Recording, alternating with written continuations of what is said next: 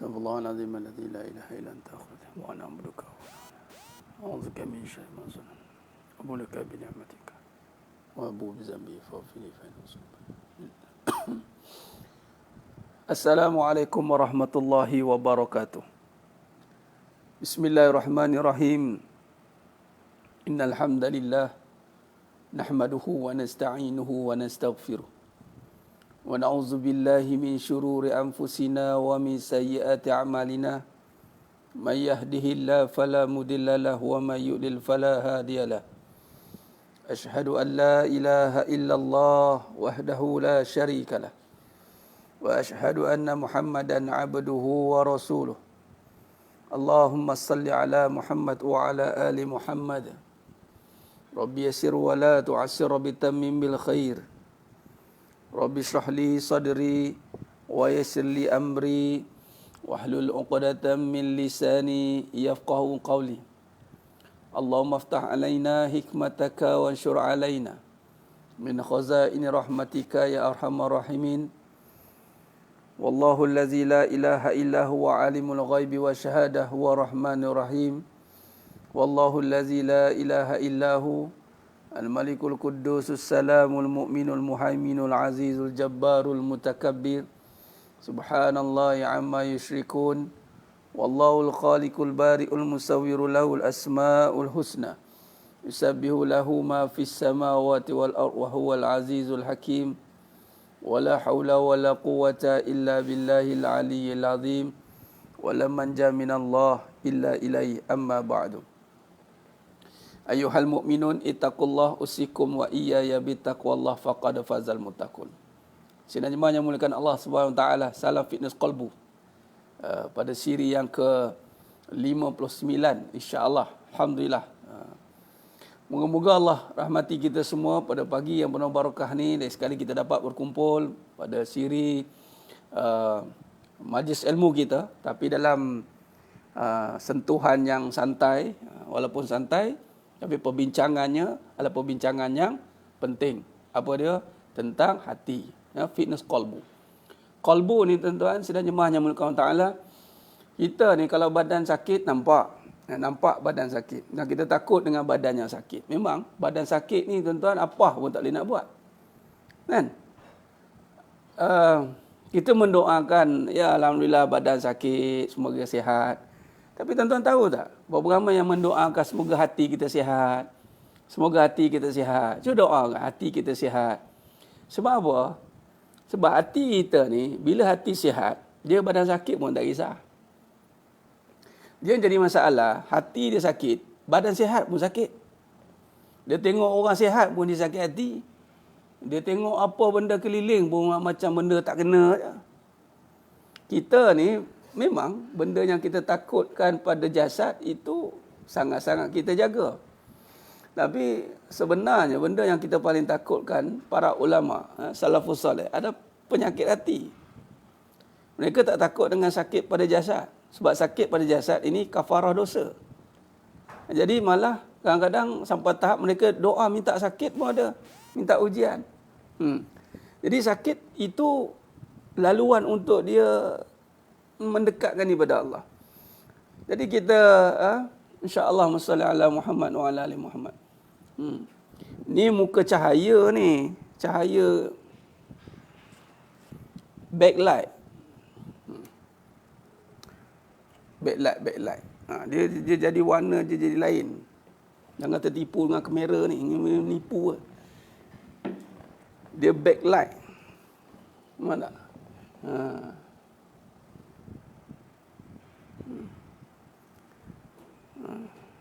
Dia noh ngejah tadi. Tak apalah.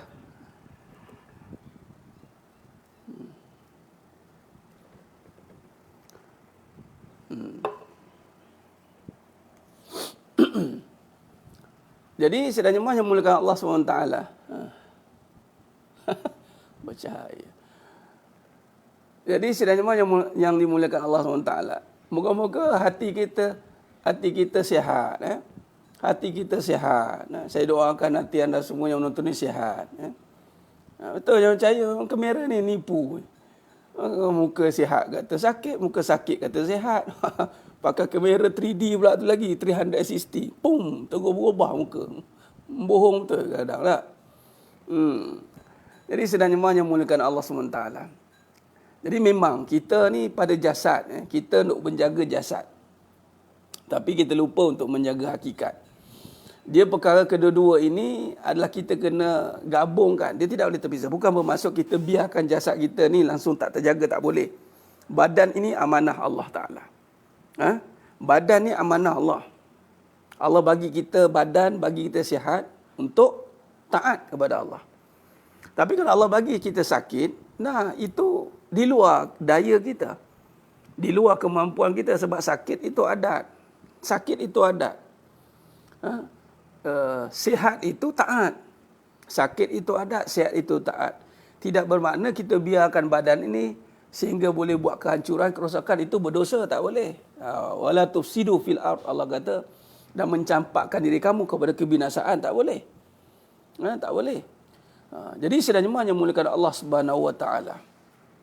Sebab itu bila kata kita faham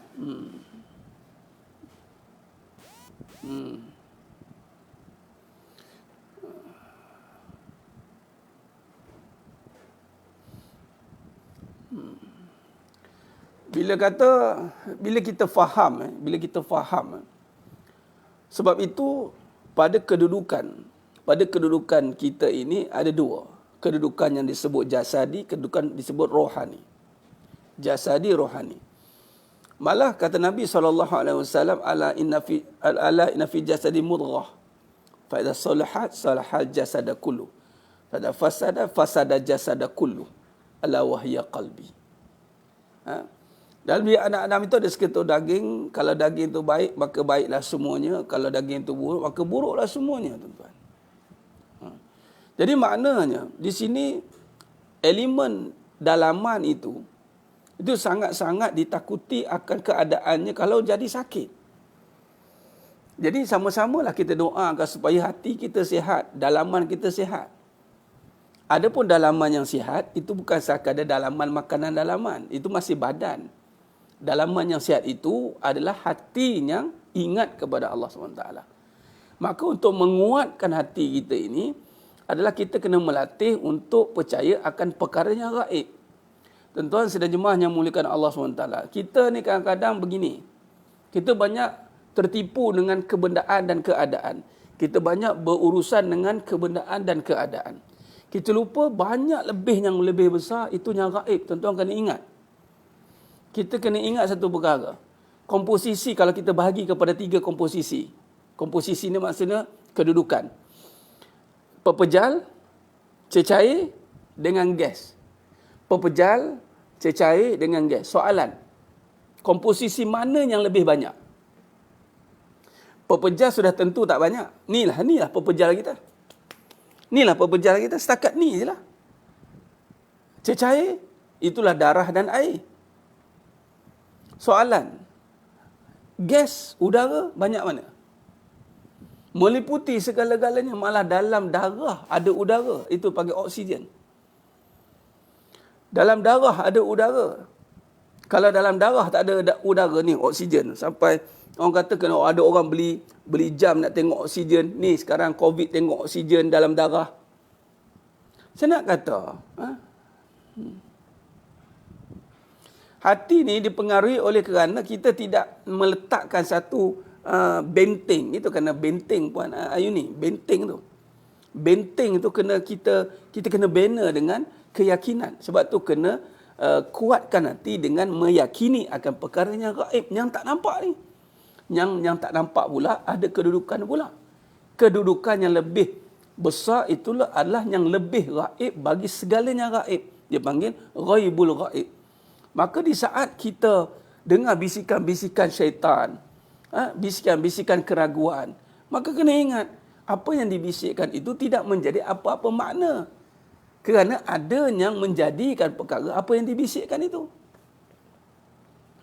Jadi maknanya, sebab itu saya menekankan dalam perbincangan ini, tuan-tuan. Kadang-kadang kita beramal pun masih kita tidak faham konsep percaya yang gaib. kita masih melihat benda. Apa dia? Melihat akan tubuh badan kita.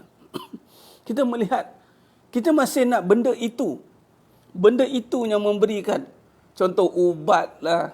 Memang makan lah. Tapi kalau tak ada tu kita dah panik. Kita dah pening. Tak boleh sembuh. Kita dah macam tak ada duit. Tak ada rezeki. Ini kita sudah duduk pada fasa yang terpengaruh dengan perkara gaib. Terpengaruh dengan perkara yang gaib ni maksudnya, minta maaf. Maksudnya dah terpengaruh dengan kebendaan sehingga melupakan yang gaib. Itu cara dia. Kita dah ada clash. Maksudnya kita lebih kepada mengutamakan kebendaan.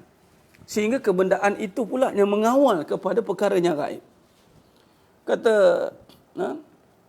ulama dalam bab ilmu sampai satu masa akan mengikut nafsu. Ilmu sampai satu masa akan mengikut hawa nafsu. Inilah dia. Sampai tahap ilmu, contoh ilmu yang mendekatkan kita kepada Allah SWT. Ilmu yakin. Sampai tahap ilmu tu perlahan-lahan menjadi ragu kerana kita banyak didedahkan dengan kebendaan.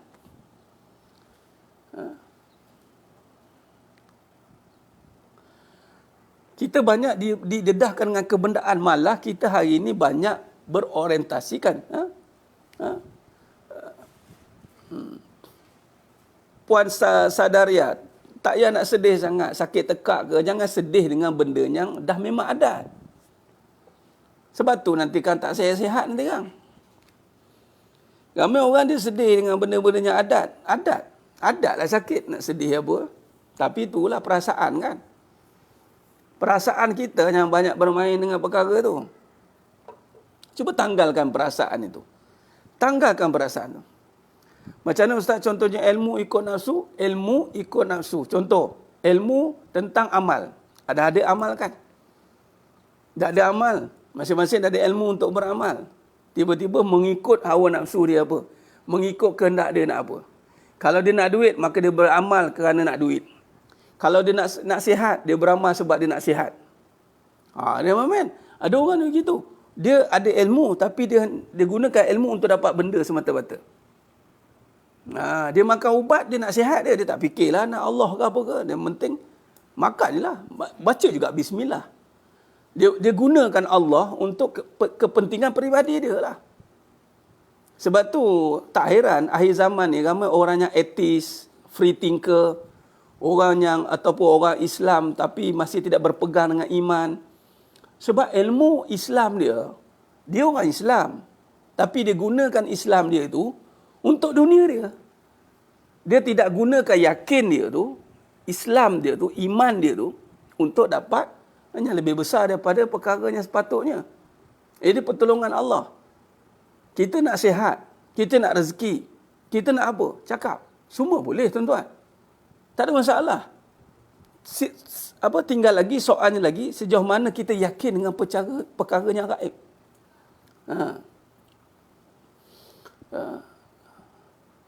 Kopiah, orang bagi. Orang bagi. Jemaah kita. Beramal untuk Allah apakan dosa, najian. Itu sudah pasti. Minta ampun dosa, amal itu berganti dosa. Maksudnya apa? Selagi mana beramal itu masih pergi kepada Allah, apakan dosa, itulah orientasi amal. Ceritanya yang saya sentuhkan ini, hati kita tak kuat dalam perkara yang gaib. Kita beramal, kita buat sesuatu perkara, masih lagi melihat benda. Itu maksud dia. Allazina yu'minuna bil ghaib wa yuqimuna as-salah. Nampak? Betul. Gaib dulu. Ustaz, bagaimana pula kalau ada ilmu agama tapi tak ada kefahaman dalam kehidupan? Samalah Tuan Hamzi. Dia tidak sekata lah. Ada ilmu, dia akan menuruti hawa nafsu. Sebab yang banyaknya berbicara soal nafsu itu kehidupan Tuan Hamzi. Sebab itu kita tekankan tentang kehidupan ini. Sebab itu Allah berfirman dalam surah Al-Fat ayat 28.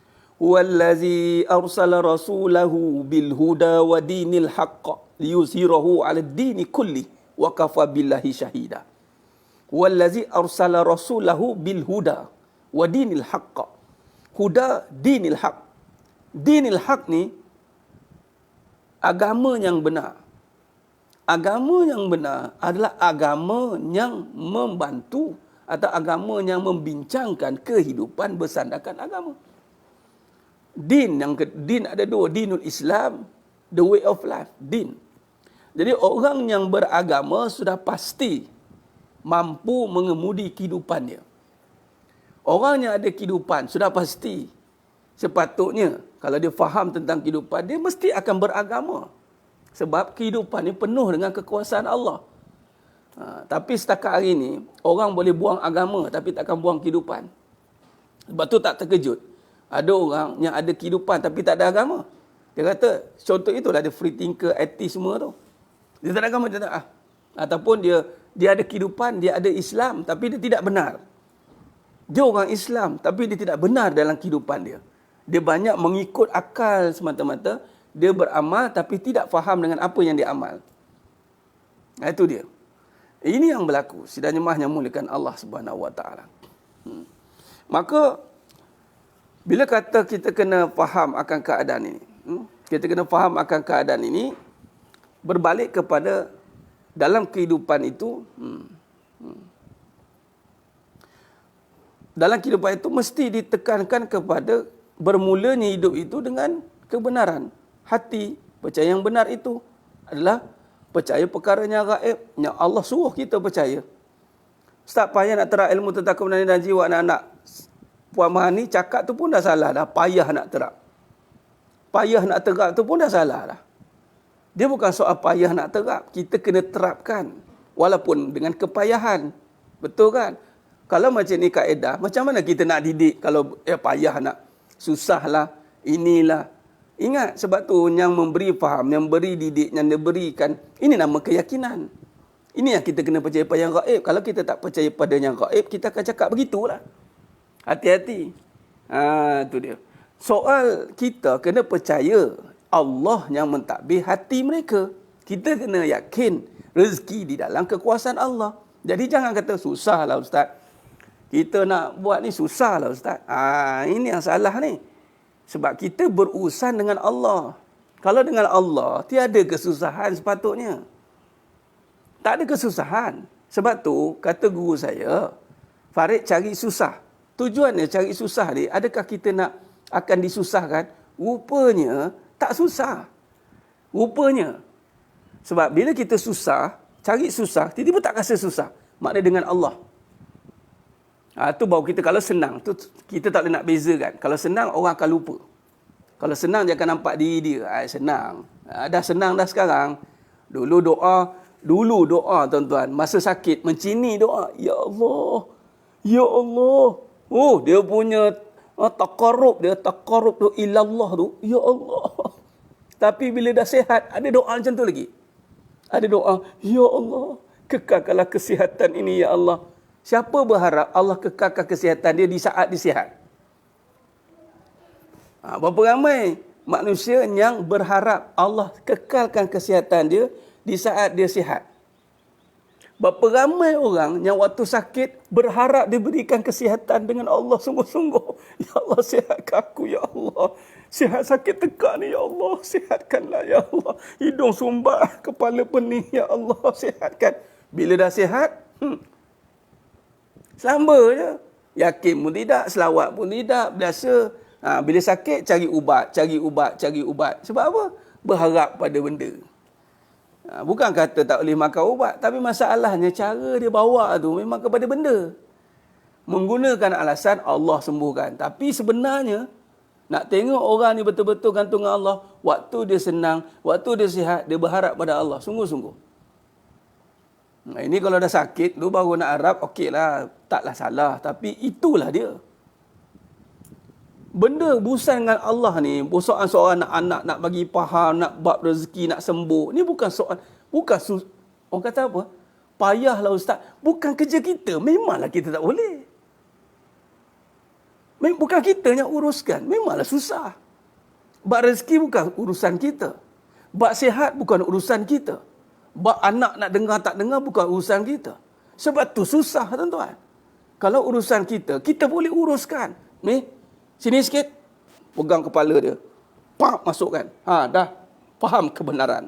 Mai sini, pergi kat dia. Embus. Faham kebenaran. Eja sikit, faham kebenaran. Oh, kalau macam tu, tak adalah susah. Sebab apa susah? Sebab urusan Allah. Tulis. Kenapa susah? Sebab urusan Allah. Sebab susah tu urusan Allah. Tapi kalau kita berharap kepada Allah, yakin pada Allah, susah tidak? Hilanglah kesusahan. Sebab kita dah letakkan susah itu kembali kepada Allah.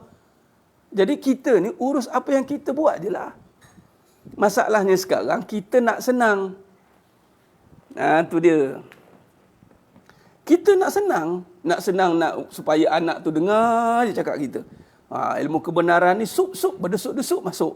Kan? Tak ada penentangan, tak ada kesakitan, tak ada kepayahan. Malah dengan Allah tu kalau boleh, kita nak apa?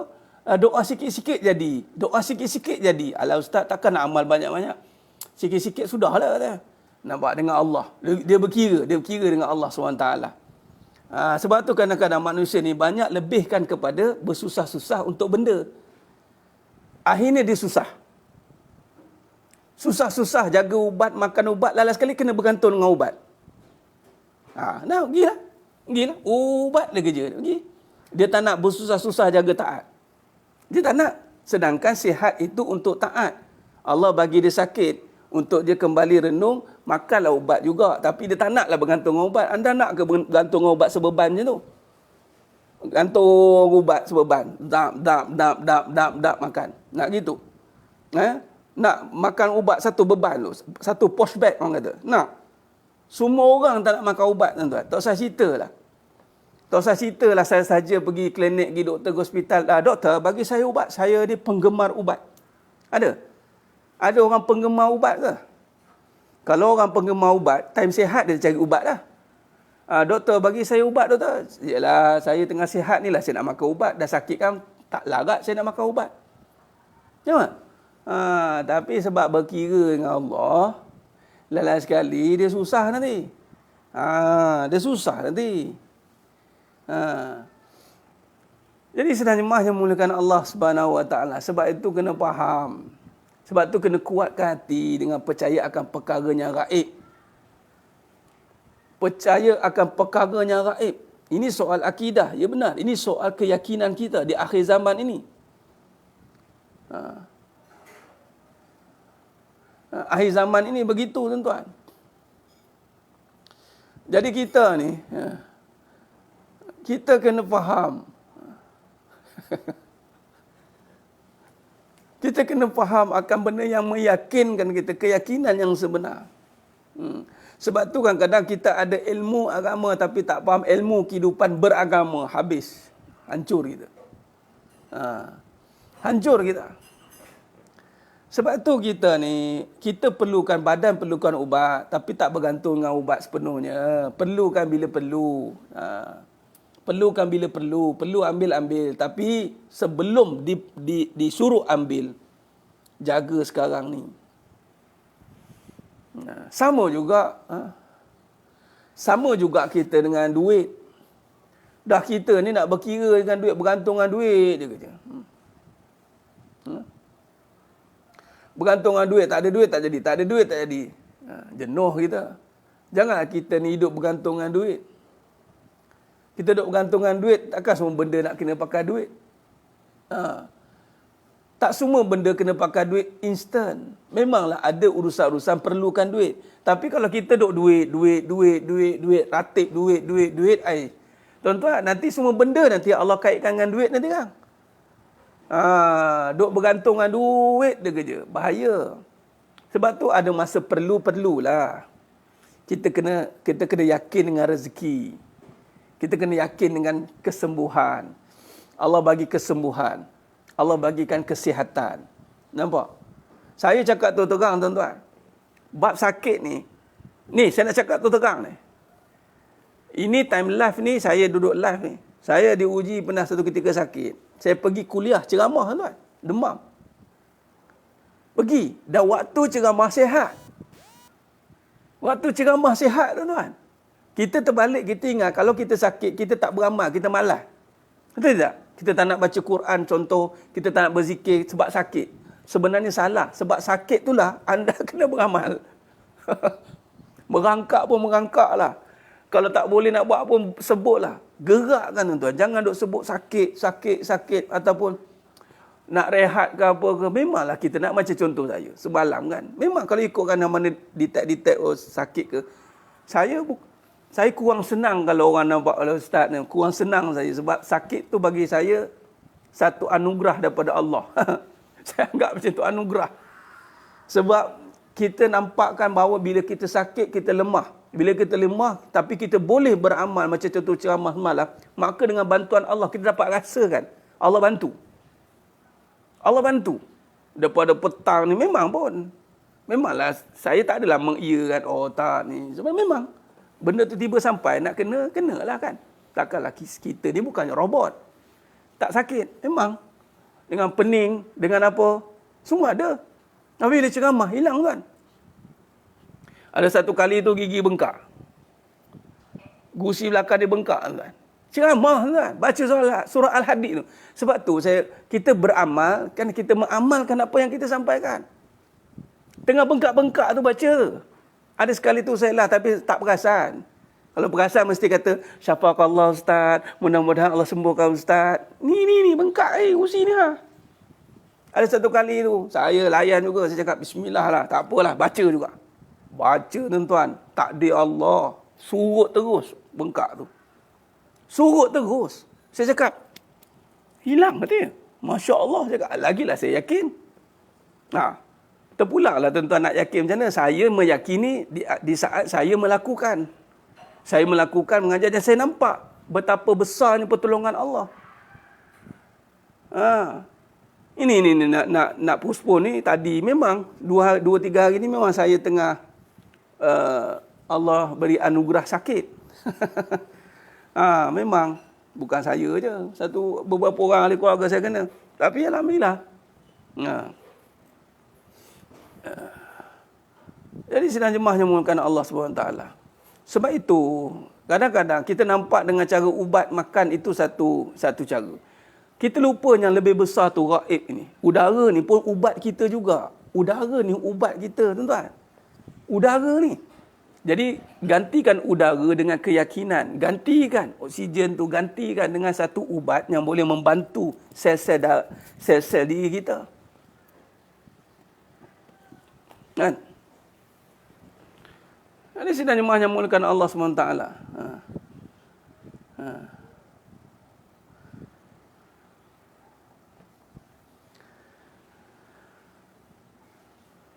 Jadi sebab tu, dia bukan paksa tapi kita faham. Macam mana orang makan? Pergi hospital, pergi ni kan? Macam tu lah kita. Sakit dah beramal. Tak apa, ada satu kes tu, ada jemaah kita, ustaz saya pening kepala ustaz. Tapi saya buka live ustaz. Saya tak boleh nak ikut, saya letak kat tepi, saya dengar je kata. Bangun pagi hilang sakit kepala ustaz. Alhamdulillah baguslah. Kadang-kadang saya sakit kepala ustaz tak mau dengar, tutup terus Facebook. Ada pasien begitu juga. Ni buka teraba-raba lah dia buka dah. Dengar buka live mana pak. Beramal dengar. Malah orang yang ketika sakit dia beramal, pahalanya besar. Sebab dia beramal bersusah-susah. Ingat makin susah makin besar pahala. Ini kata guru saya. Dan ini memang diukur begitu.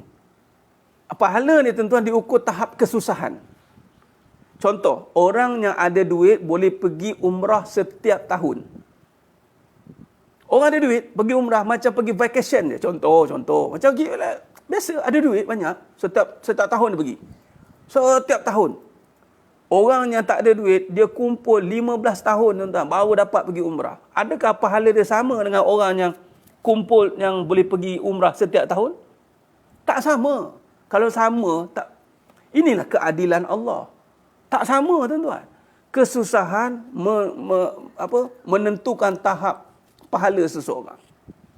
Sebab tu guru saya cakap, kena susah. Cari susah, Farid. Cari susah. Jangan nak mudah je kerja.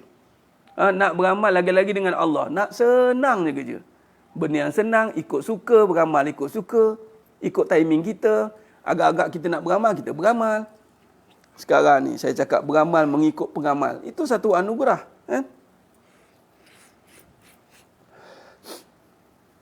Nampak tidak?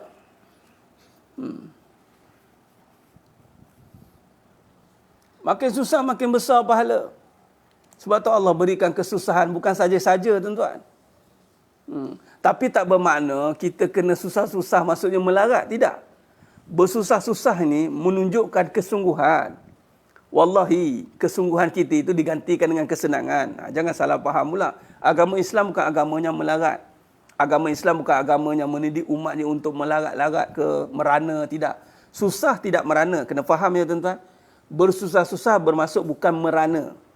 Bersusah-susah itu bermaksud kesungguhan dia. Baik, sehinggalah kesusahan itu tidak memberi kesan kepada diri dia. Dia malah lebih orang kata yakin dia. Yakin dia.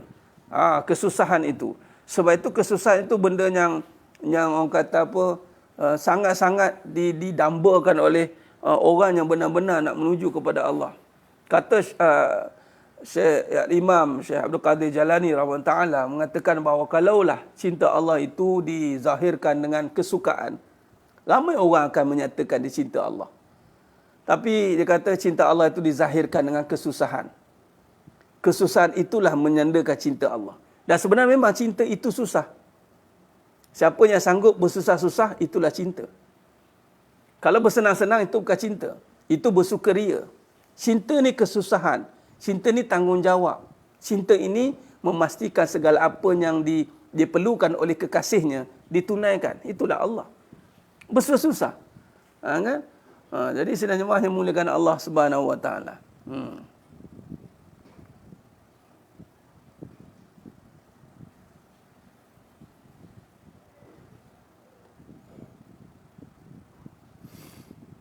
Puan Fatma, tak apa puan, Allah Akbar. Saya kena guna gas untuk 3 bulan, insya-Allah. Yang penting ada kesungguhannya. Puan ada kesungguhan walaupun diuji dengan sakit COVID ni, masih gas untuk 3 bulan ke dah selesai ke masih lagi.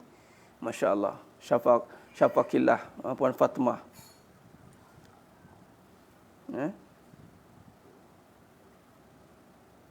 Rasmawati, innalillah. Allah jaga anak tak teruk, cuma saya dan suami tak diizin lagi sembuh. Sembuh tu sihatlah nanti. Puan Rasmawati, sembuh tu nanti sihatlah dia. Ingat, gunakan saja medium yang ada. Ingat, nafas ini, gunakan medium nafas ni sebaik-baiknya. Jangan campur aduk nafas itu dengan keraguan. Jangan. Setiap kali nak masuk keraguan, istighfar, astagfirullah. Aku tak boleh izinkan keraguan masuk dalam fikiran hati aku. Maka isilah nafas itu dengan keyakinan, dengan zikrullah, dengan membincangkan kekuasaan Allah. Cakaplah. Cakap ulang dan ulang. Allah sembuhkan. Dengan kuasa Allah ni tak ada apa yang mustahil. Cakap gitu. Malah Puan Rasmawati, tak perlu gunakan Allah tak izinkan lagi sembuh. Tak perlu pun. Sebenarnya izin tak izin ni sebenarnya bukan urusan kita nak kata tak izinkan lagi. Kalau ikut saya dan pemahamannya, Allah sembuhkan bila-bila masanya Allah nak. Bukan Allah tak izinkan lagi. Betul kan tu? InsyaAllah. Betul kan ni? Allah sembuhkan. Bila-bila masa saja Allah nak. Kun fayakun. Bukan Allah tak izinkan. Tapi maksudnya Allah berkehendak menyembuhkan bila-bila masa. Kalau kita tak yakin Allah boleh sembuhkan bila-bila masa, maka sukarlah untuk penyembuhan itu sebenarnya. Sebab penyembuhan itu tergantung pada tahap keyakinan kita. Bukan tak izinkan lagi sebenarnya. Sebab di sisi Allah, sebenarnya tak perlukan keizinan siapa-siapa. Allah berkehendak melakukan apa saja. Itu kena faham tu. Allah tak izinkan lagi, Ustaz. Tukar perkataan tak izinkan. Boleh tidak? Terutama dalam bab-bab kesembuhan, bab rezeki, bab apa lagi, anak ke. Tinggal lagi sebut Allah belum bagi lagi. Belum. Okey. Izinkan itu lebih spesifik sebenarnya. Belum sembuhkan lagi. Okey. Itu okey. Izin ni, dia sebenarnya Allah, izin tu berkadaran dengan iradah. Kehendak Allah. Jadi, bila-bila masa sebenarnya. Cuma, kita tak tahu bila. Bila tak tahu bila, jaga-jaga. Jangan sampai hati berkata-kata, bilalah nak sembuh.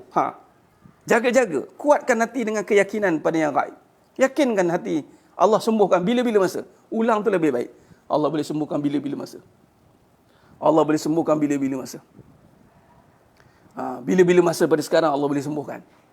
Bila-bila masa sekarang Allah boleh sembuhkan. Ini cara ni. Allah sangat suka kita puji, yakin dengan Allah setara itu. Malah kita kena cakap Allah je yang boleh sembuhkan. Tak ada yang lain lah. Allah je yang boleh sembuhkan. Ini kupasan daripada suratul Ikhlas. Allah je yang boleh sembuhkan. Ini kena betulkan percakapan. Kadang-kadang kita ni cakap benda ikut biasa-biasa je. Percakapan kita ni kena perhalusi, tuan-tuan. Sebab tu Nabi sangat tekankan soal percakapan. Percakapan, apatah lagi dengan keadaan kita akhir zaman ni, macam-macam bentuk percakapan yang keluar. Bercakap kadang-kadang kita mengikut, ini kadang mengikut hawa nafsu. Kita bercakap, memang bercakap dia. Kita tak kaji percakapan kita. Kita kena kaji apa yang kita cakap. Sebab tu sebelum bercakap, kita kena fikir. Fikir pula kena ada zikir. Apa-apa perkataan yang tidak selari dengan zikir, jangan cakap. Diam dulu. Sebab tu kena diam dan renung, mengaji. Bila mengaji dah faham, barulah bercakap. Contoh ni, ini sebab mengaji dah faham, lalu kita cakap lah macam ni. Allah boleh sembuhkan bila-bila masa. Bila-bila masa saja Allah boleh sembuhkan. Nampak tak? Saya yakin, Ustaz, Allah boleh sembuhkan bila-bila masa. Sekarang dah sembuh belum? Belum. Tapi, ya, bila-bila masa saja Allah boleh sembuhkan. Saya yakin. Begitu orang mengaji. Sakit ni, sakit ni adatlah manusia. Memang akan menerima kesakitan. Badan kita ni memang ditanggung oleh berbagai bentuk perkara yang Allah akan berikan. Sama ada Allah bagi kesakitan, Allah bagi kesihatan. Dua-dua itu satu tanggungan yang perlu kita selesaikan. Allah bagi tanggungan kesihatan, kita kena tanggung kesihatan dengan ketaatan. Allah bagi tanggungan kesakitan, kita kena tanggung kesakitan dengan kesabaran. Tanggung kesakitan dengan kesabaran. Kesabaran itu mesti dizahirkan juga dengan ketaatan balik. Apa dia? Janganlah kerana sakit, kita jadikan alasan untuk tidak berbuat amal. Tapi kalau dah langsung tak boleh. Itu ala kulli hal lah. Tapi kena ingat, orang yang sakit, dia beramal, gandaannya lebih tinggi pahalanya. Tapi Ustaz, orang yang bersyukur beramal, itu pun Allah suka. Tapi maksudnya, yang sihat, dia bersyukur, malah dia lebihkan lagi, dia susah-susah. Contoh macam Nabi SAW. Kata Sayyidatina Aisyah radhiyallahu anha, tengok Nabi solat bengkak-bengkak kaki. Sayyidatina Aisyah radhiyallahu anha kata kat Nabi, bukankah engkau telah dijamin ya Rasul? Dah dijamin syurga, maksum. Nabi kata apa? Salah ke kalau aku nak jadi hamba-Nya yang bersyukur? Nampak tuan-tuan? Kita ni, Allah bagi kita senang, kemudian kita ambil jalan susah untuk tolong orang. Kita dah senang dah. Bahagian kita dah lepas. Bahagian kita dah cukup. Rumah kita dah boleh bayar. Kereta kita dah boleh bayar. Apa keperluan kita dah selesai. Ada lebih. Kita susah-susah pula tolong orang. Cari siapa yang belum selesai bayar contoh. Bayar kereta tunggak-tunggak, tolong bayarkan. Bayar rumah tunggak-tunggak, tolong bayarkan. Sebab kita punya bahagian dah selesai. Sebab tu sebelum kita nak tambah rumah banyak-banyak, kita kena fikir dulu panjang-panjang. Berapa ramai orang yang tak boleh bayar duit rumah? Berapa ramai orang tak boleh bayar duit kereta? Berapa ramai orang yang tak boleh survive? Jadi kita dah survive, kita dah senang. Peringkat pertama, segala keperluan kita, kewajipan dah lepas. Patutnya kita susah-susah lah untuk tolong orang pula. Tapi orang kata apa? Ayah, malah kadang-kadang dia tolong orang untuk dia juga. Dia biar dapat lagi banyak rezeki kata dia. Ni kadang-kadang mentaliti orang yang meniaga tak faham sudut agamanya sebenar. Dia suruh tolong orang supaya meniaga dia lagi banyak. Tak betul. Itu cara yang tidak benar dalam agama. Dia tolong orang sebab Allah suruh tolong. Kamu Allah dah senangkan. Patut kamu tolong orang sebab kamu senang. Itu sepatutnya. Itu sepatutnya. Berserah sepenuhnya kepada Allah. Ya benar Puan Fatimah. Dia berserah dan bercakap. Bila kita kata berserah sepenuh, kita kena atur dengan percakapan sekali. Kalau kita kata berserah sepenuhnya, itu satu, cantik dah. Tapi kita kena zahirkan dengan apa bentuk percakapan dia. Sebab ni lafaz. Berserah tu macam mana? Saya yakin Allah sembuhkan saya bila-bila masa. Berserah tu macam mana? Saya tak perlu risau dengan kesakitannya ada. Berserah tu macam mana? Saya akan lakukan ikhtiar sebaik mungkin. Berserah tu macam mana? Saya tidak akan pernah putus asa dengan ikhtiarnya ada. Itu maksudnya. Maksudnya apa? Kupas dia. Saya lebih kepada pendetilan. Kadang-kadang orang cakap, ialah Allah semua tolong, Allah belaka. Allah belaka-laka katanya. Macam mana Allah belaka-laka tu? Semuanya dengan izin Allah. Macam mana dengan izin Allah itu? Begitu. Jadi kita kena perincikan. Kita kena perincikan dia. Jadi sedang jemaah yang muliakan Allah Subhanahu Wa Taala.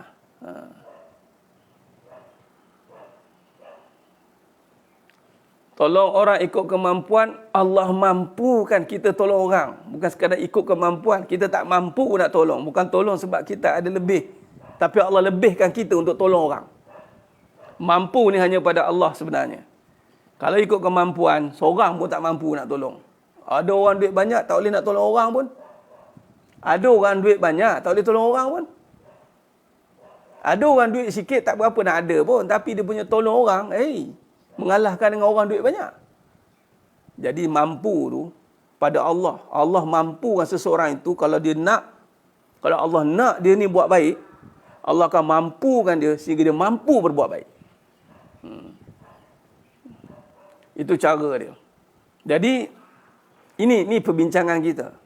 Perbincangan kita ni kita nak mendetailkan, kita nak perincikan, kita nak kupas, kita nak huraikan segala bentuk-bentuk apa saja percakapan, pemikiran kita selama hari ini. Supaya kita makin kuat hati kita ni. Supaya kita nak lebih meyakini akan segala perkara yang gaib.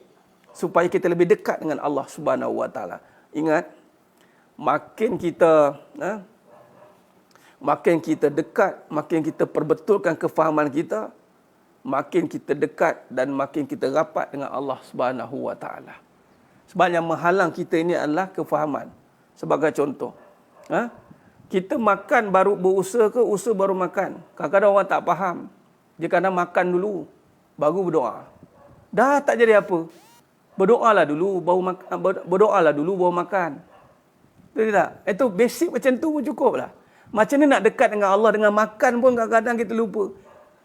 Tapi orang faham. Doa dulu Ustaz, baru makan. Tapi kalau buat usaha kerja dulu, baru berdoa, baru tawakal. Tawakal dulu, doa dulu dari awal sebenarnya. Sebab cuma hadis Nabi SAW itu sebab ada sahabat waktu itu yang dia tak bertawakal pun kat Allah. Dia tiba-tiba dia biarkan dia unta dia tak ditambat. Itu bukan tawakal. Itu orang yang cuai.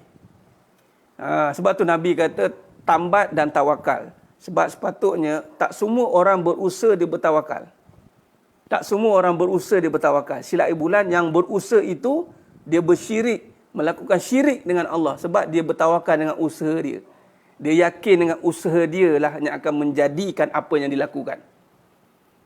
Kalau ikut susunan dia yakin dulu, ada iman dulu, kemudian dia yakin dia serahkan urusan rezeki kepada Allah, kemudian dia berdoa, kemudian dia berusaha. Jadi orang yang bertawakal lah orang yang berusaha. Sepatutnya begitu. Orang yang bertawakal itu orang yang berusaha. Sebab orang bertawakal sudah menyerahkan rezeki pada Allah, lalu dia usahakan mengikut apa yang dia yakin. Itu cara dia. Jadi bila faham macam ni, usaha kita menjadi insya-Allah. Nampak tidak? Jadi bila kita sebenarnya bertawakal, yakin kepada Allah, kemudian berusaha, maka usaha kita itu akan selamat. Akan selamat daripada kerosakan.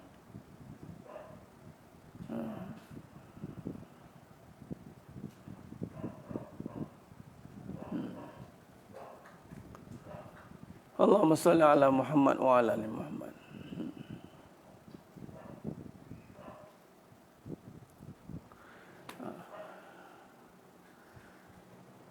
Ya, usaha tanpa tawakal nanti akan melakukan kesyirikan. Dia akan buat laku kesyirikan. Malah kadang-kadang dia usaha dia yakin dengan usaha dia. Itu bahaya.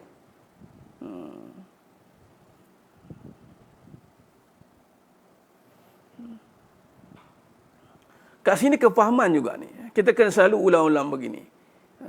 Sebelum berusaha berdoa, selepas usaha pun berdoa. Doa ni setiap masa sebenarnya. Bukan ketika sebelum atau selepas usaha. Doa ni pada setiap masa dan ketika. Apa yang saya... Okey. Baik. Nah, itu aturannya. Jadi, kita yakin, tu bina keyakinan. Kemudian kita serahkan. Tawakal tu maksud serahkan. Serahkan urusan rezeki pada Allah. Kemudian kita doa sungguh-sungguh dan usaha. Lepas kita usaha tu akan terjaga dengan 3 perkara tadi. Maka teruskan berdoa lagi dan lagi dan lagi. Sehingga Allah jadikan usaha kita itu. Dia macam itu.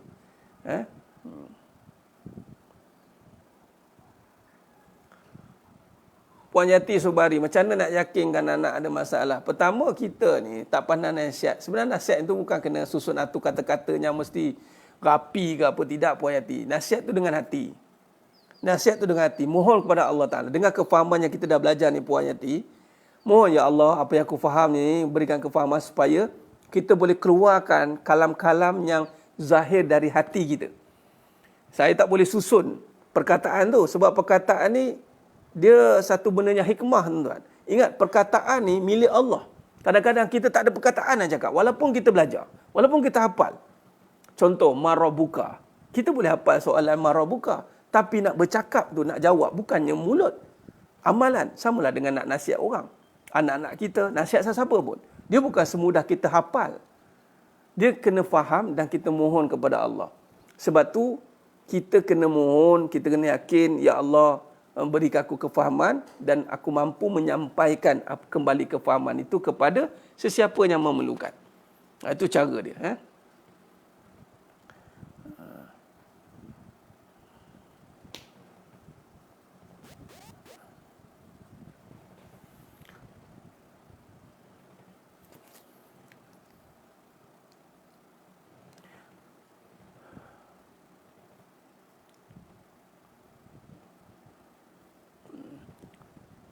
Usaha dengan yakin, doa dengan yakin. Yakinlah ketika berdoa. Yakinlah ketika berusaha. Sebab tu usaha ni kena letak last sekali. Dia tak boleh depan. Macam mana nak usaha dengan yakin? Yakin tak ada lagi. Usahalah dengan yakin. Yakinlah ketika berusaha. Yakinlah ketika berdoa. Sebab apa kita gagu-gagu usaha? Sebab doalah sekali. Usaha, lepas tu yakin baru datang. Lain sekali, yakin dengan usaha. Bukannya usaha dengan yakin. Sebab tu kena betul. Kadang-kadang kita bercakap-cakap ni, kita kena aturkan balik percakapan kita. Kefahaman kita. Betulkan balik. Yakinlah ketika berusaha. Yakinlah ketika berdoa. Berdoalah dengan yakin. Berdoalah dengan yakin. Berusahalah dengan yakin. Sebab apa tak ada yakin? Usaha ragu-ragu. Sebab yakin tak ada lagi. Sebab tu bina yakin dan usaha. Yakin dan berdoa. Yakin dan berusaha. Berusahalah dengan yakin. Yakinlah dengan Allah. Bila bab yakin, dia kena pergi kepada Allah. Itu cara dia. Bila kita berusaha baru nak cari yakin, tu kadang-kadang dia ragu-ragu tu. Satu. Keduanya, dia serahkan tawakal dia pada usaha. Harap-haraplah usaha ni menjadi, harap-haraplah usaha ni mengubah kehidupan saya. Harap-haraplah amalan ini memberikan, amalan itu memberikan, dia berharap pada amal. Ada orang, dia tak main dah cinta-cinta dunia konon-konon kan. Saya dah tak main dunia Ustaz, saya beramal lah pula. Dia beramal tu beramal ni, dia berharap pada amal. Dia tak berharap pada Allah. Sebab itu kena yakin, kemudian kena kenal Allah. Tawakal tu maksudnya kena kenal siapa empunya pemilik segala amal. Kemudian beramal lah. Supaya kita boleh beramal dengan yakin. Beramallah dengan yakin. Berdoalah dengan yakin. Berusahalah dengan yakin. Yakinlah dengan Allah yang maha memiliki segala-galanya. Itu cara dia. Allahumma salli ala Muhammad wa ala ali Muhammad.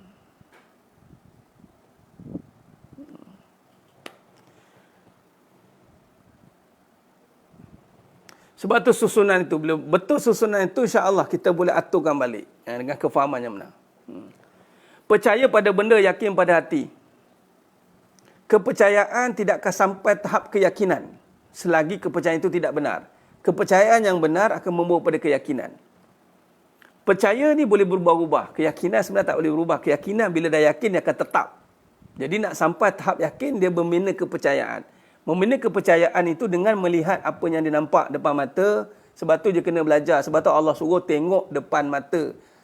Iqra' bismi rabbikal ladzi khalaq. Bacalah dengan nama Tuhanmu atas segala kejadian. Percaya tidak? bumi ni ada dengan Allah. Percaya tidak yang ada ni menyatakan sifat Allah? Percaya? Okey. Kepercayaan yang benar akan membawa kepada keyakinan. Sebab tu bila kata nak yakin, dia ada melalui ilmu yakin. Ilmu ni adalah membina kepercayaan. Salah belajar ilmu, dia tidak membina yakin, malah dia membina kesesatan. Percaya itu boleh boleh dimanipulasi. Sebab tu percaya ni dia pergi kepada melihat, seeing is believing, nampak baru percaya. Tapi tak semua yang kita nampak itu boleh percaya. Hati-hati, sebab tu belajar benar dalam melihat. Benarlah dalam melihat,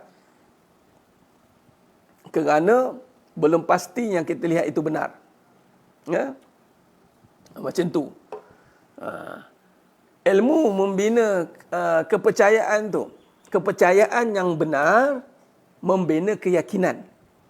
Bila sudah yakin, jazam, tak berubah. Orang yang yakin ni tuan-tuan, dia tak berubah. Dia yakin. Sebab tu kita nak pergi makam yakin tu, kena melalui ilmu dulu. Bila ilmu dia nampak, bila ilmu tu benar, maka Allah akan masukkan nurul, cahaya tu dalam hati, maka ainul yakin, terbuka mata hati dia. Bila mata hati dia terbuka tuan-tuan, dia akan capai martabat hakul yakin. Ini tanpa lagi berdalil lah. Tanpa lagi berdalil lah. Tanpa ada beralasan-alasan. Itulah Sayyidina Abu Bakar As-Siddiq radhiyallahu an. Makam hakul yakin adalah makam As-Siddiq. Makam yang membenarkan. Itulah Sayyidina Abu Bakar As-Siddiq radhiyallahu an. Ketika Nabi SAW di Isra' dan Mi'rajkan daripada Masjidil Haram ila Masjidil Aqsa, diperjalankan dalam tempoh 6 jam. Yang mana kata mengikut ulama 40 hari tuan-tuan perjalanan tu. Boleh berjalan dalam satu malam saja. Sayyidina Abu Bakar Siddiq radhiyallahu anhu tanpa prejudis, tanpa perlu alasan, tanpa perlu bukti, percaya kepada Rasulullah.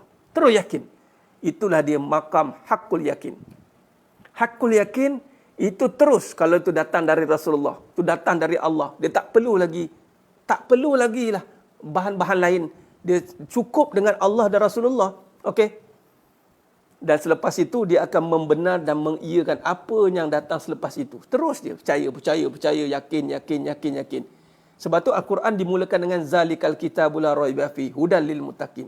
Walaupun kita tak faham lagi, tak hafal lagi pun 30 juzuk Al-Quran, belum sampai Al-Quran pun dia dah yakin dah. Zalikal kitabul la raiba fi. Dia tak ragu.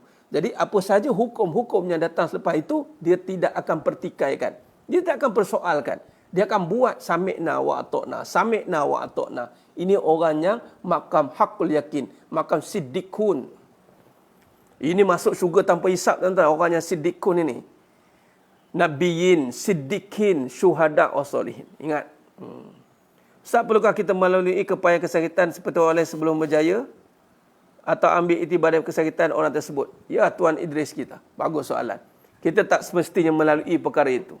Sebab tu kata almarhum Syekh Ramadan Al-Buti, orang yang bijak dan orang yang benar, dia akan melihat fitnah sebelum kehancuran. Orang yang jahil, dia akan belajar kebenaran setelah kehancuran. Baik, kesakitan ini beza dengan kesusahan. Kesakitan berbeza dengan kesusahan. Kesusahan tidak membawa kepada kesakitan pun. Kesusahan itu proses. Kesakitan itu kesan daripada kesusahan. Itu kena faham. Kesusahan itu proses. Susah. Tapi tidak menyakitkan. Sakit itu ketika dia gagal mengurus kesusahan. Akhirnya dia terkesan. Itu memberi natijah. Mungkin dia lalai ketika susah. Atau dia lalai ketika senang. Kita ambil pengajaran. Kita belajar daripada kebenaran. Supaya kita mengelakkan daripada kesakitan itu. Sakit sebab dosa kafarah.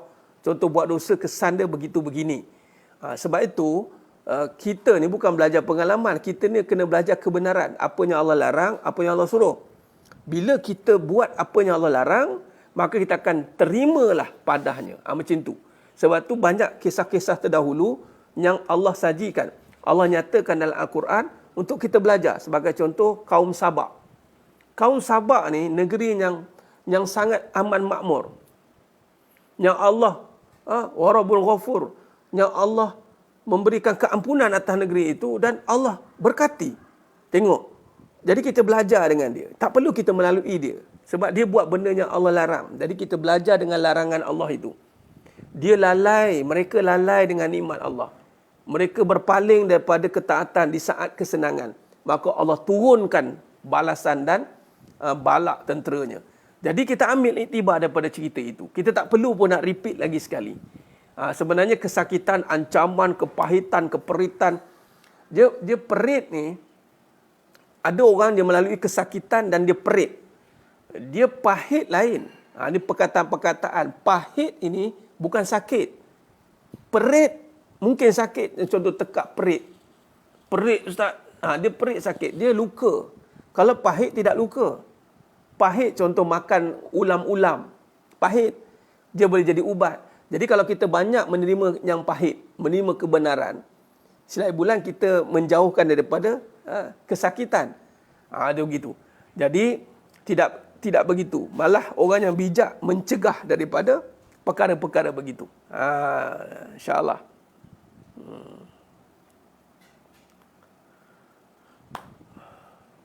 Ustaz, macam mana nak bina keyakinan atas trauma yang natijahnya kita sering dihantui trauma dan ketakutan. Kita cuba lawan tapi trauma itu seperti bertabat di fikiran kita. Ya Tuan Ismi. Lawan dengan dia begini. Dia itu perasaan. Trauma dia mesti ada perkataan tu kan. Ada perkataan yang bercakap tu. Okey, lawan dengan iman. Dia kena pergi pada iman. Bina yakin contoh. Sebab ada satu kes ini dia ada satu bisikan mengatakan bahawa benda-benda buruk. Sebab trauma ni benda buruk. Benda buruk yang dihantui. Bila iman kata, sejauh mana keburukan ni mampu merosakkan aku. Dia kena cabar, dia kena challenge. Tauhid ini, dia kena lawan dengan tauhid.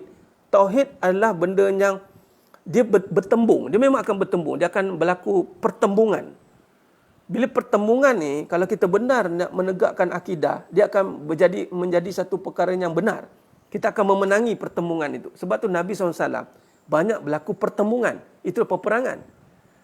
Nabi SAW zaman Nabi di Madinah, berhijrah di Madinah, 800 peperangan Nabi hadapi. Jadi kita kena berperang dengan trauma itu. Kita kena berperang dengan sangkaan kita. Betul lah, aku nak cabar macam tu. Aku nak cabar sejauh mana benda ni betul. Macam tu. Dia kena begitu Tuan Ismi. Dia tak boleh kata kita nak lari daripada realiti. Apa kata?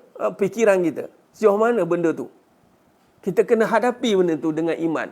Aku nak tengok sejauh mana benda ini boleh rosakkan aku. Aku yakin Allah je yang boleh beri mudarat pada aku dan manfaat pada aku. Dia kadang-kadang ada orang bisik gitu. Sebab ada orang yang dia kena bisikkan. Kau buat ni kau mati. Kau buat ni kau mati. Dia bisik macam tu. Kau aman ni kau mati. Siap kau. Dia macam tu. Ada halusinasi. Saya cakap kat dia. Tuan, kata, Tuan belajar tauhid? Belajar. Saya belajar Ustaz. Dah amalkan? Yelah saya tahu. Belum. Berperang. Apa berperang? Lawan dia. Saya cakap, okey nak tengok sejauh mana kau boleh matikan aku. Dia cakap macam tu. Saya cakap, cabar dia balik. Okey, aku nak tengok sejauh mana kau boleh matikan aku dengan kau punya cakap tu. Dia lawan begitu. Sekiranya mati dengan mempertahankan akidah. Itulah.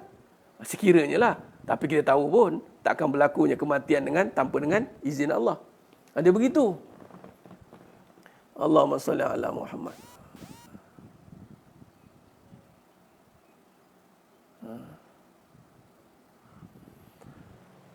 Berperang. Dia kena berperang. Berperang itu. Memang kena mujahid itu nama berperang. Ya. Bisikan itu, was-was itu syaitan dan nafsu. Bila sebut a'udzubillah tu, kita dah sebut a'udzubillah. Apa kesan a'udzubillah? Apa kita faham dengan a'udzubillah? Aku berlindung dengan Allah tu. Apa maksud dia? Maksud dia tadilah aku nak tengok. Aku berlindung dengan Allah dia. Dia kena ada satu percakapan begitu. Aku berlindung dengan Allah. Engkau nak kata aku begini ke? Nak kata aku gagal ke? Engkau siapa? Dia macam bermonolog. Walaupun cakap dengan hati, jangan cakap kuat pula. Orang kata gila pula. Cakap dengan diri je lah. Ataupun pelan-pelan je lah cakap. Kadang-kadang benda-benda macam tu lah. Sama juga dengan gangguan-gangguan syaitan. Syaitan-syaitan yang datang siapa-siapa ada gangguan ke, lawan tuan. Jangan biarkan. Jangan kita pula takut. kita pula ditakut-takutkan dengan momokkan dia. Sebenarnya tak ada apa-apa pun benda tu. Kita lawan dia. Pada ustaz ditakut-takut dengan mati. Dia sekarang okey, takut lagi. Tengok pernah melalui juga. Allah Akbar. Lawan. Dia tak ada cara lain. Benar tu al-insan mahabbah. Sihir takkan masuk bila hati kita betul-betul kuat tadi, yakin kita kuat. Dia mungkin boleh kacau badan kita. Dia mungkin boleh kacau badan kita sakit, dia boleh kacau sistem kita, tapi dia tidak boleh kacau sistem keyakinan kita. Sistem keyakinan ni Allah jaga. Okay, bila kita serah pada Allah dan kita bermonolog macam tu, kita zahirkan balik, maka automatik sistem badan kita akan perlahan-lahan hilang kesakitan sebab gangguan tadi. Jangan berperang dengan hati, berperang dengan perasaan tadi tu. Jangan hati jangan berperang. Betul kan dia percakapan. Berperang dengan perasaan tadi, sangkaan tadi. Letih bermolok dengan diri melawan. Itu bukan letih. Itu bermaksud kita terikut dengan kata-kata dia. Dia kalau orang lawan mana boleh letih. Dia tak ada istilah letih kalau orang sedang melawan. Itu nama jihad. Ada sahabat-sahabat kata letih berperang. Tak ada. Berperang dengan iman. Gunakan iman. Jangan gunakan akal untuk jawab. Gunakan iman.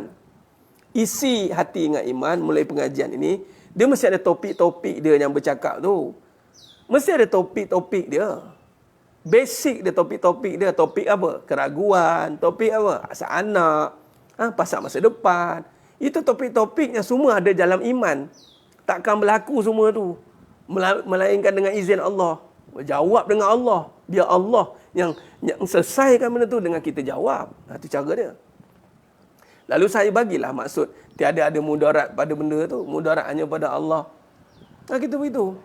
Berperang dengan iman. Jangan gunakan akal. Akal tak jadi.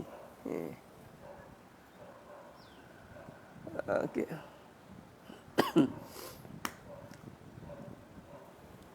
Khair. Semangat nak perang. Ya. Kurniakan. Allah bagikan. Sebab tu kita kena sentiasa semangat. Semangat dia dengan Allah lah. Jangan salah letak semangat tu. Berperanglah dengan kebatilan. Bersendikan keimanan. Berperang dengan kebatilan. Bersendikan keimanan. Penilaian utama dengan ilmu, ya sudah pasti. Ini ilmu perbahasan kita, hakikat kehidupan ni. Ini tujuan dia. Kita duduk dan pengajar setiap malam ada kelas kita. Setiap hari. Sebab apa? Sebab nak berperang ni saya tahu ada yang sedang berperang. Berperang mana boleh berhenti tuan-tuan. Selagi mana ada musuh, selagi itulah sepatut ada pertahanan. Betul tak? Selagi mana ada musuh, selagi itulah kena ada pertahanan. Mana boleh ada orang kata apa, musuh ada, kita boleh bersantai-santai. Tak boleh. Musuh ada. Jadi pertahanan itu apa? Muzakarah lah perbincangan. Sebab tu setiap malam bincang-bincang. Walaupun sejam setengah. Cukup. Lepas tu kita perkukuhkan pula, hiasi pula dengan amalan-amalan yang kita bangunkan. Itu belum lagi amalan-amalan lepas solat. Amalan-amalan zikir 33 kali kita amalkan. Lepas tu amalan-amalan yang kita terus. Contoh selawat ni. Gitu.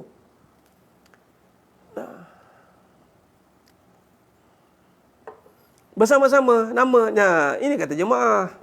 Bukan kumpulan. Saya tak namakan ni kumpulan. Ini bukan kumpulan. Saya tak tubuhkan kumpulan. Ini jemaah untuk kita bersama-sama bermuzakarah. Bersama-sama berbincang. Bersama-sama nak menghadapi kehidupan ini. Jangan hadapi kehidupan seorang-seorang duk terkebir-kebir seorang-seorang. Terkebir-kebir. Lepas tu duk fikir sendiri-sendiri. Lepas tu duk sangka sendiri-sendiri. Tanya salah orang. Punah sihat. Tanya punah sihat. Lagi pening. Dalam perbahasan kita, jelas kita membincangkan kehidupan. Apa bentuk masalah kehidupan? Sebenarnya, kita membincangkan dia. Ini yang berlaku. Sebab tu sidang jemaah yang mulkan ta'ala. Jangan ambil mudah. Sebab tu, saya sendiri pun boleh bercakap setiap malam. Itu sebenarnya, lagilah kita berperang. Saya juga berperang lah. Dengan berbagai-bagai daripada jemaah yang ada kan. Ada. Jadi kita bagi peluang di platform ini, insyaAllah.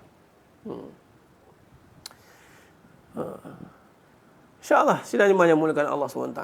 Setiap hari Setiap hari memang musuh itu sentiasa ada.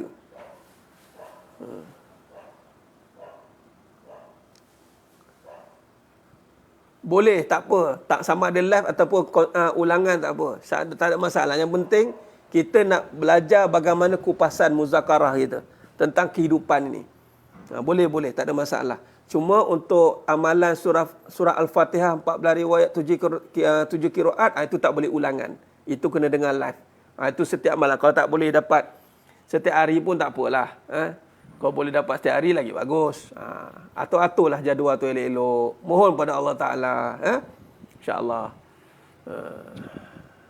Bila kita dah belajar hakikat kehidupan, apa yang kita buat? Kita nak mantapkan kefahaman kita dan kita nak bagi manfaat pula orang sekeliling kita.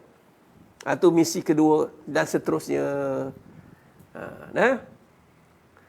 Berperang dengan jadual yang sedia ada. Masya Allah. Ya, benar tu. Tak apalah. Jadual itu boleh orang kata apa? Masa ni benda yang fleksibel sebenarnya. Ada hikmahnya pada masa itu. Jadi mohon Allah Ta'ala yang berikan peluang dan ruang untuk kita mengatur masa mengikut kepada aturan Allah SWT.